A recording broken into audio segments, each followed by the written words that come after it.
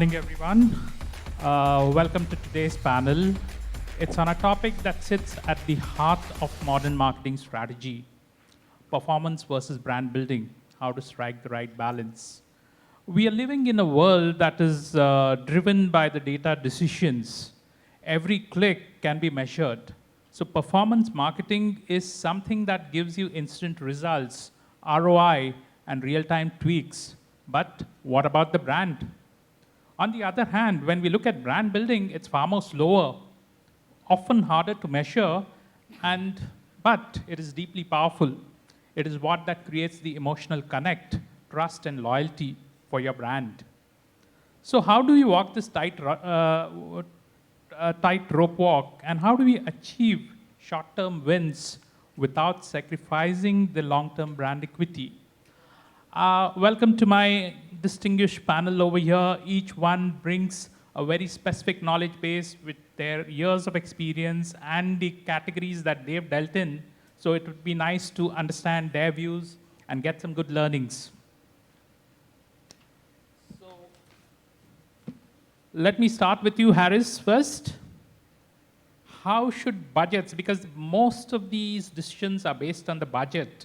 So how do we allocate the budget between performance and brand building? Because half of these decisions are largely budget driven. So let's talk about the budgets first, then we get into the other aspects of this. Thank you, Sharad. Can you guys hear me? Yeah. Yeah, I think that's a very important and a very relevant question. I'm sure a lot of you marketeers face it on a daily basis. Even leaders in marketing are always debating on how and when to spend on brand and how and when to spend on perf. I think there's no one-size-fits-all solution for this, to be honest. It completely depends on a lot of variables. For example, what is the maturity of the market you're working in? What product are you selling? What is the audience like? What are the growth levers that you're using? So you have to look at both, because perf is helping you get quick traction and build your funnel, while brand is building you longer-term equity. So perf will get customers in, but brand will get them to come again and again and use your service. One framework that I personally like to use in my role is looking at the market maturity. So if a market is new or a growth market, I think it makes more sense to spend more on perf, where you get quick traction from customers to try the service, to get PMF on the product itself. But if a market is, let's say, more mature, so for us, a market like UAE, for example, differentiation becomes even more important, and you need to build the customer trust. Over there, it makes more sense to spend more on brand. So while in an early stage market, I might spend 70 to 80% on perf and 20 to 30% on brand, it would flip the other way around for a more mature market. And then you should also try to figure out ways of doing both at the same time, right? So it doesn't have to be a trade-off. In Kareem Rides, what we do is that we launch we have a diverse portfolio of products, so we launch products which are bespoke. Some of you might have used our school rides product, which is for parents, or our concert rides product, or we have hourly rental to Abu Dhabi. The point I'm trying to make is that if the product that you're using is going to be used as a performance hook to get new customers, yet it is super localized, our brand value proposition of being the local player, local brand, it can help you do both at the same time. Right. Any thoughts from you, Sevgi, on this? First of all, thanks for having me. Every year this organization is getting better and better. Can you hear me at the back? Yes, perfect. So that's a very interesting topic for me, because I am coming from FMCG, where brand is everything and brand building, like the core of everything you do. And I moved from more FMCG to tech throughout my career. When I first come to Property Finder 4 years ago, whole budget was like performance marketing. And 99% of that budget was Google. I was like, this is criminal at every level.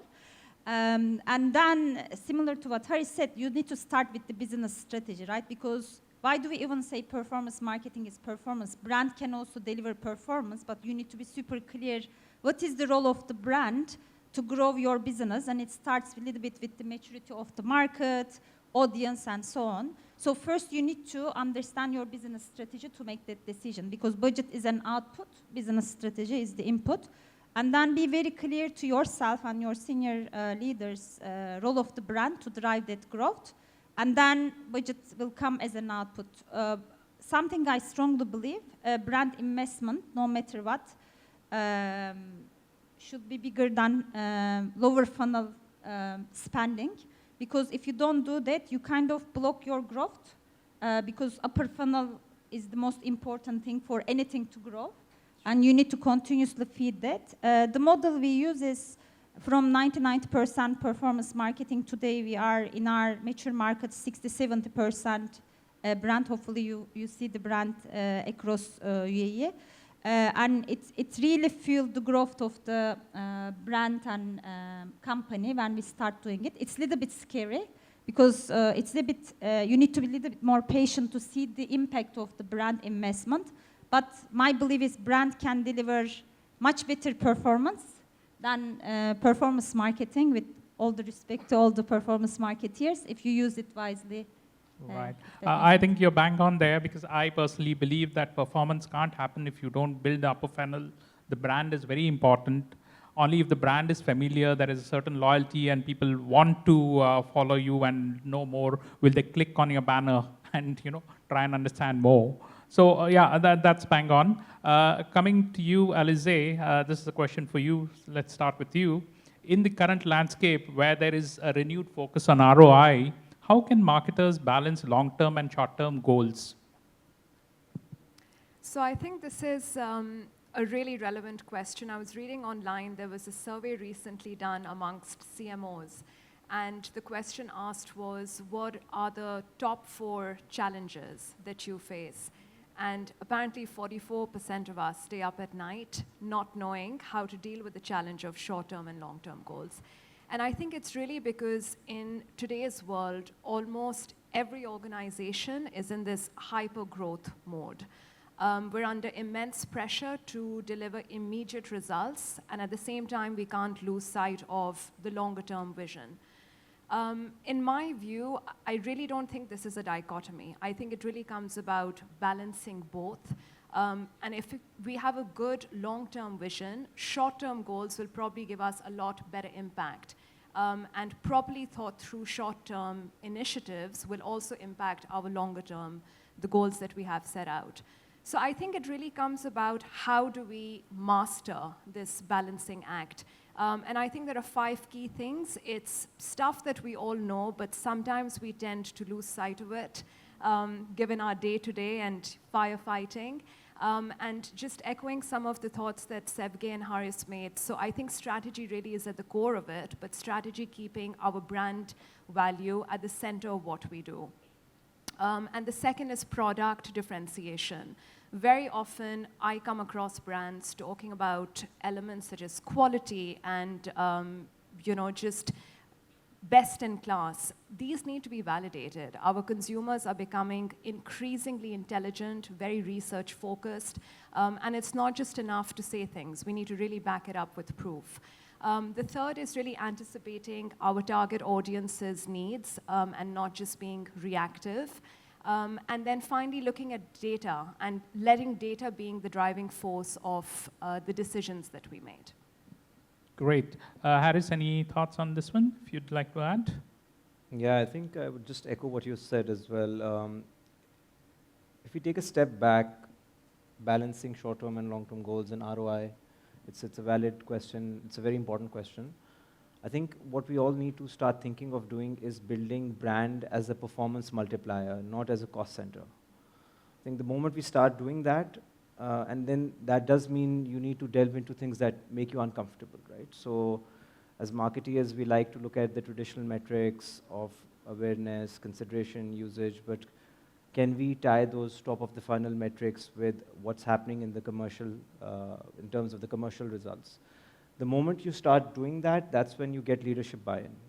So then it doesn't become a matter of choosing short-term, long-term, or ROI, because you're showing some correlation on data should really help in that, like you said. So I think it's also how you look at the way your campaign is done or your marketing campaign is done, anything that you've done, your initiatives, how they're doing, And the moment you start doing that, it becomes much simpler. Right. Great.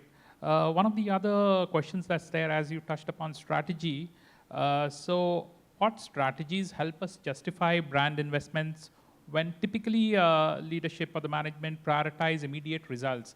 Especially, we've seen it in many categories where it's all about how many leads at the end of the day, So how do we kind of justify the strategies for brand building, and how do we tackle those internal pressures on numbers? Sevgi, we can start with you. Okay, excellent. So I'll try to give some practical examples from my experience because, again, marketplaces, I work in a marketplace. It's a good example because there is always a need to deliver impact because our existence as property finder, if you don't know the business model, it's a B2B2C platform. Our customers will only pay us if we deliver them the lead, right? And it's the flywheel that we operate. I think the most important part, most of the time marketeers miss, first you need to have a very deep understanding of the business strategy and define how brand, as Sharad said, will power that growth, right? For example, in our case, top of funnel is very important. If you don't have the home seekers coming to our platform, they will not generate to lead. Again, lead is an output, home seekers the input. We develop a very solid mechanism to measure the impact of brand. And how do we do that? First, we measure, and I strongly recommend everyone, whether you're in a big company, small company, B2B, B2C, find a way to measure the health of your brand. What is the health of the brand? It is the awareness, consideration, loyalty. And if you have this measurement in place, then you have your business case, right? We start investing the brand, and surprise, surprise, in a couple of years, our brand awareness start increasing double digit. You take this number, you triangulate to population that you reach, and you immediately show, this is the millions of audiences that I am unlocking for my brand. So the best way to make a case for a brand investment is first to be very clear on the business strategy, and then find a way to translate your brand investment to a business case. Then, of course, it is not immediate, but there is still a time frame you can move the needle. Sure. This is more the brand health, but there is also lots of other metrics, right? In our case, session, engagement, downloads. So if you really put your mind and heart to find the metrics that matters for the business that will be delivered by a brand investment, it's a much easier conversation. Right. Because performance marketing by definition is measurable, but that doesn't mean that everything we do in marketing can't be measured. Another thing we do at Property Finder, that's not only marketing, we have OKR system. I am sure some of you might be familiar with it. And when you have OKR system and then you cascade this to your team, even today my creative team has some metrics. And it's also quite an interesting one because creative teams will be challenging me. Why am I getting like business metrics? Because if you don't deliver impact for the business, how am I going to justify existence of a creative team? How am I going to? So, but it starts with the marketing leaders understanding that it is in our minds that we can measure the impact. Everything we do in like 20th century, one way or another is measurable. Lovely, lovely. Alyza, any thoughts on this? Yeah, I was, again, I'm really such a geek for these surveys and data that's available in the broader context. So Edelman ran a trust barometer, and it revealed that 81% of consumers are only going to buy from brands that they trust. As we know, trust from our own personal experiences is something that's built over time. And this is a very broad average, but on average, there are only 5% of our target audience searching out there in the marketplace for the good that we're selling or service. So these statistics to me are really telling of the fact that if we are going to focus just on immediate short-term goals and not really keep the longer-term vision in mind, we're really forgetting a vast majority of audiences that may not be willing to buy from us today, but would consider us in the future. So I think it really just comes about doing a bit of both and keeping a dual sort of marketing strategy in mind. Obviously, brand is at the core of it, but having certain metrics which are only focused on the parts which are important to us for instant success, and then another part of the strategy which really always keeps the longer-term vision in mind. Lovely. Now, we all believe that brand building is important and everything, but let's get into what metrics best demonstrate the ROI on brand building efforts. How do you measure brand building efforts, and how do you prove that the investment in brand building has really resulted in multiplying the leads or whatever that's there? So how are these ROI justified for brand building efforts? We'll start with you, Harris. Thanks, Sharad. So the question is that how is the ROI justified for brand building efforts? I'm sure a lot of people get this question on a daily basis, right? Every bane for every marketeer. I think the first thing is that in addition to the conventional things that we look at, which we do BHT surveys, we do NPS, we do brand lift studies, and you look at metrics like consideration, awareness, brand usage, love. So that's fine. We keep doing that, super important. But in addition to doing that, we also have to start looking at the brand in context of the overall business health. So if you're spending money on brand, that should help drive down the CAC for the service that you're providing, right? So for Property Finder, for Kareem, it should be driving the cost of our users, acquisition cost of our users down over time. Similarly, it should help us with getting more organic traffic. So your organic downloads and organic users should start going up. They will not be reflected in your performance acquisition because they're not tagged as that, but your brand efforts should start paying off in that. Also look at down funnel metrics like retention, look at your transaction per user, look at your reactivations, and try to see what is the picture in context of this. Don't look at brand in isolation of how the business is performing. That's my point of view. So just recapping, conventional brand metrics. On top of that, what are the other metrics in your businesses that are relevant and should be logically impacted if you spend money on building a very strong brand in the region or in the market you're working in? Nice, great. Sevgi, your thoughts on this? When they ask me this, I always say, you can't put a price tag to love, and brand is such an intangible asset. How do you really measure whether it's joke aside, all the things we do, like brand health, platform-related metrics, these are all great. I think something we also maybe underestimate the importance. What is this brand is standing for, right? For me to measure something, first you need to be super clear how my brand is different than all the other competitors in the market, and do you have a clear positioning for your brand that you are willing to invest and communicate, and when you do that, it will create a difference. So this is what we try to do. On top of the brand health metrics, awareness, consideration, we have a positioning we define for our brand, for Property Finder. We measure whether the association of consumers to brand is improving or not. This is very, it is a little bit underestimated, but why Kareem is different than another brand in the market? What are we standing for as a brand? And being very clear on it, it is more difficult than measuring it. Sticking to it, a very long term, and then measuring whether consumers are seeing what you want them to see, and that's where you start becoming a brand, right? Otherwise, you become just a product.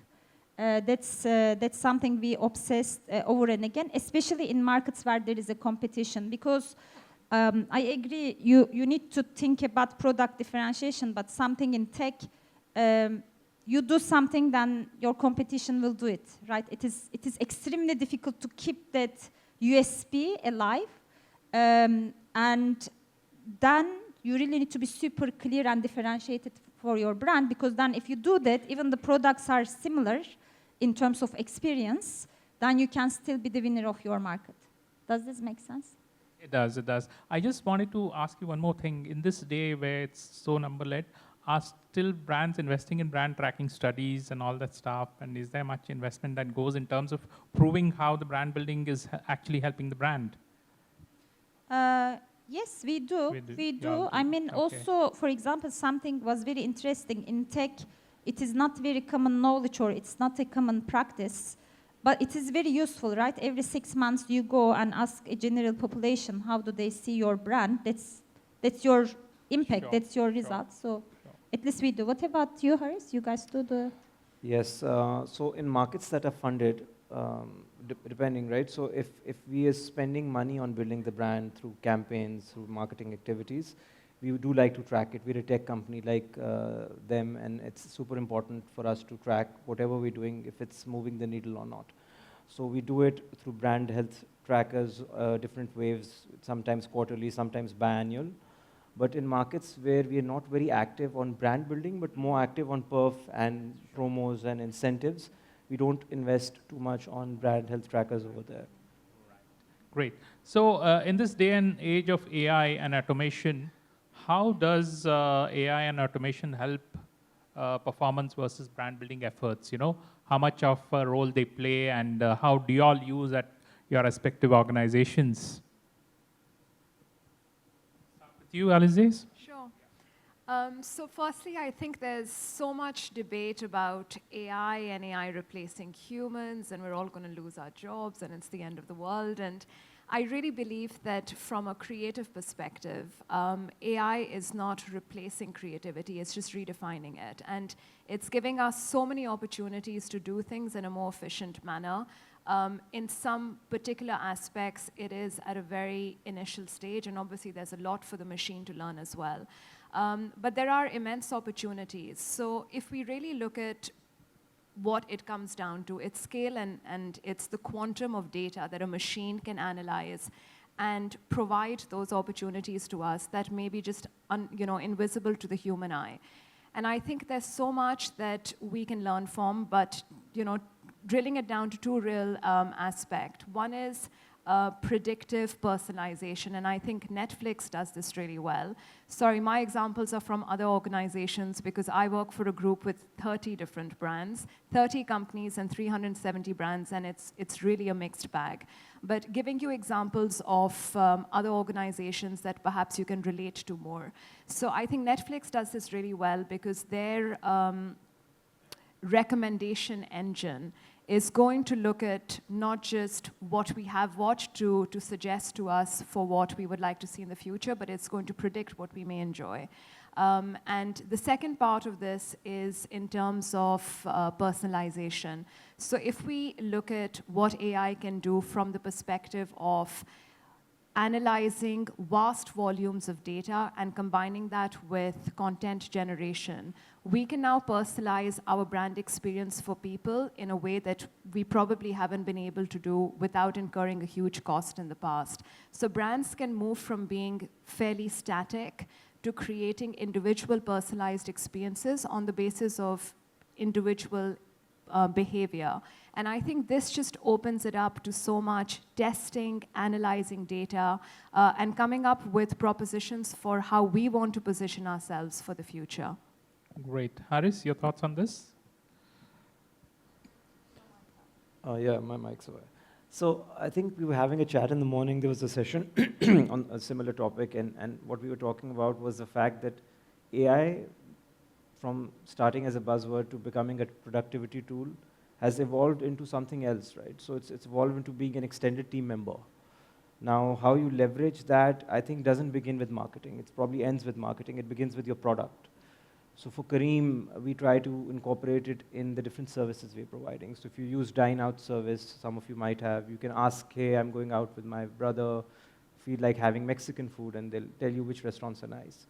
So with AI, you have to be a bit careful so that you sound authentic as a brand. I think you mentioned that. But you do not sound intrusive.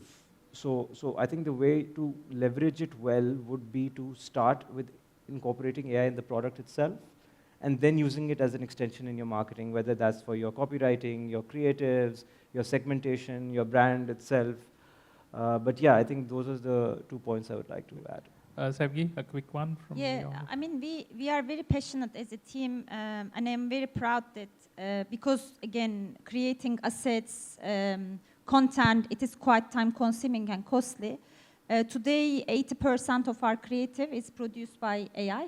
Why this is a great use case for us? First, it gives a lot of flexibility, speed, but also cost avoidance.